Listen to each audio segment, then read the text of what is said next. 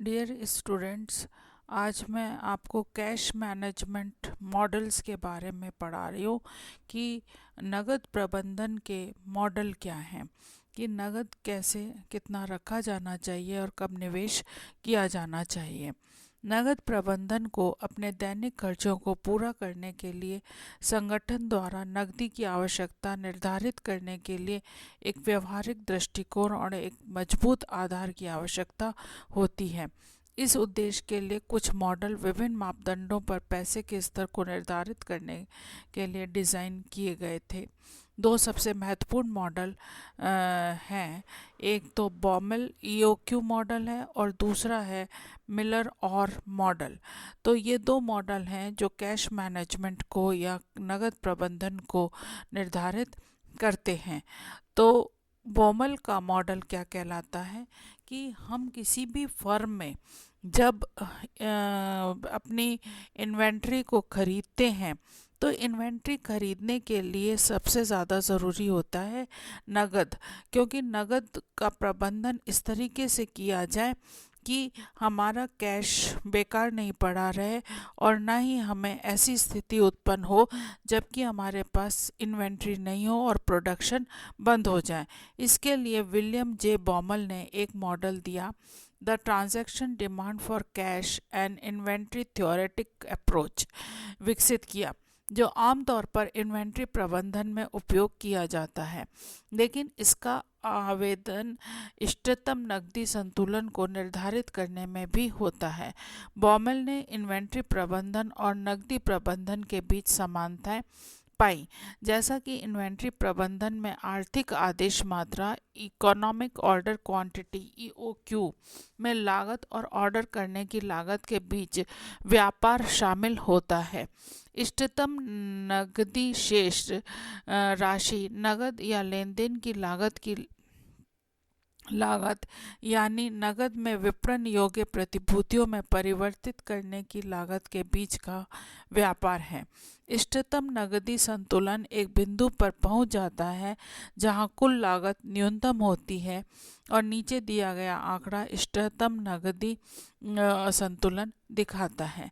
जैसा कि इस मॉडल के अंतर्गत मैंने आपको बताने का प्रयत्न किया है कि इकोनॉमिक ऑर्डर क्वांटिटी एक ऐसी आदेश मात्रा है जहां पर लागत न्यूनतम होती है और जो लेन देन की लागत है उसमें प्रतिभूतियों को परिवर्तित करने की लागत के बीच का व्यापार होता है, या इष्टतम नकदी संतुलन एक बिंदु पर पहुंच जाता है। इष्टतम मतलब अनुकूलतम बिंदु वह होता है जहां पर नकदी संतुलन अधिकतम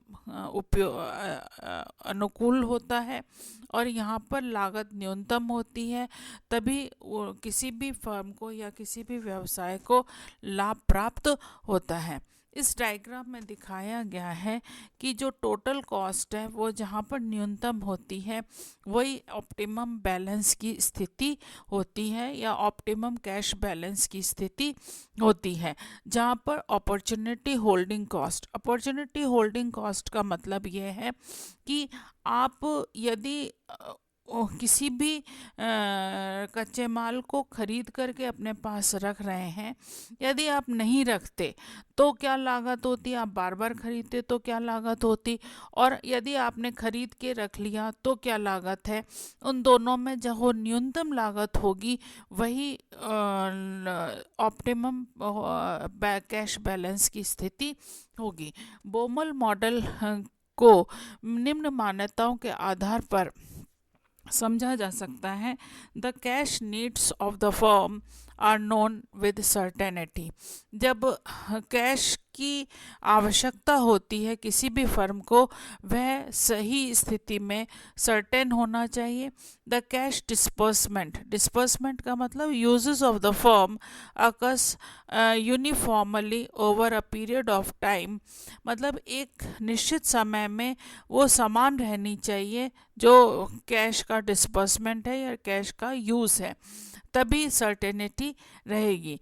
the opportunity cost of holding cash is known as and its remain constant.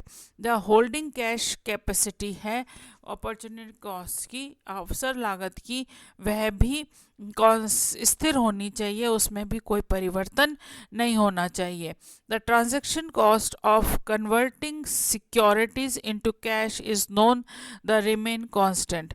जो आप किसी भी प्रतिभूति में कैश को का जो लेन देन हो रहा है वो भी स्थिर होना चाहिए, तभी यह नियम लागू होता है।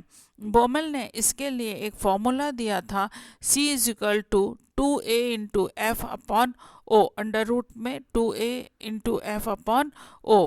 सी क्या है? ऑप्टिमम बैलेंस, जो अनुकूलतम बैलेंस की स्थिति है वो कौन सी है? सी है। ए है एनुअल और या मंथली कैश डिसबर्समेंट, जो कैश का वितरण है वो वार्षिक या मासिक हो सकता है। और एफ क्या है? फिक्स्ड कॉस्ट पर ट्रांजैक्शन, जो किसी भी लेन देन में स्थिर लागत आ रही है उसे एफ कहा गया है। ओ क्या है? Opportunity cost of holding need, जो हम किसी भी कैश को अपने पास होल्ड करके रख रहे हैं उसकी अवसर लागत क्या है। यदि हम उसे होल्ड नहीं करेंगे तो हमारी लागत क्या होगी, और यदि होल्ड करके रखेंगे तो क्या लागत होगी, इसके बारे में ये दर्शाता है। इसके बाद आता है मिलर और आयर मॉडल। मिलर और आयर मॉडल क्या है? बोमल का मॉडल मूल धारणा पर आधारित है कि नकदी प्रवाह व आकार और समय की निश्चितता के साथ जाना जाता है। यह आमतौर पर व्यवहार में नहीं होता है। एक फर्म का नकदी प्रवाह न तो एक समान है और न ही कुछ निश्चित है। मिलर और आयर मॉडल बोमल मॉडल की कमियों को दूर करता है। मिलर और ORR-MO मॉडल दो नियंत्रण सीमाएं प्रदान करता है, ऊपरी नियंत्रण सीमा और निम्नतम नियंत्रण सीमा के साथ साथ वापसी बिंदु के साथ, जैसा कि नीचे चित्र में दिया गया है। अब आप देखिए कि दो मॉड है, मध्य रेखा है Z और न्यूनतम है O और अपर है H। तो इन दोनों के बीच में जब कन्वर्जन होता है तो कन्वर्जन में आप देखिए कि ऊपर की रेखा पर H रेखा पर टच कर रही है, तो वो है purchase of marketable security. Marketable security को खरीदा जाए, और ओ पर लोअर पॉइंट पर जब समय पर छू रहा है रेखा, तो उस समय सिक्योरिटीज़ को बेचा जाए। तो ये दो स्थितियां दर्शाई गई हैं। इसमें ये कहा गया है कि अपर और लोअर स्थितियां आ रही हैं, लोअर स्टेज आ रही है। इसके अंतर्गत जब नगद शेष ऊपरी नियंत्रण सीमा H को छूता है तो चिन्हित प्रतिभूतियों को Z के सामान्य नगद शेष पर वापस लौटाने के लिए SZ की सीमा तक खरीदा जाता है। और इसी तरह जब cash balance lower control limit O को छूता है तो फर्म बाजार योग्य प्रतिभूतियों को फिर से सामान्य कैश बैलेंस पर लौटने के लिए OZ की सीमा तक बेच देगा। ऊपरी और निचली संतुलन सीमा, जिसे Z कहा जाता है, के बीच मिलर और मॉडल का उपयोग करके गणना की जा सकती है। इसमें Z is equal to 3 bracket में है 3/4 into transaction cost into variance of cash flow और अपॉन इंटरेस्ट रेट, है ना। तो इसमें हम इसको कर सकते हैं and return point the lower limit plus speed Z upon 3। तो इस तरीके से हम इसकी गणना कर सकते हैं। तो दो मॉडल दिए गए हैं, बोमेल मॉडल और मिलर OR मॉडल। तो इसके अंतर्गत दोनों में एक में जो इन्वेंट्रीज हैं उनके आधार पर कैश मैनेजमेंट करने की बात कही गई है, जबकि मिलर मॉडल के अंतर्गत दो सीमाएं निर्धारित कर दी गई हैं, lower point and upper point. इनके बीच में प्रतिभूतियों को खरीदा व बेचा जा सकता है। इसके आधार पर ही हम कैश नियंत्रण या नगद प्रबंधन का कार्य करते हैं। धन्यवाद।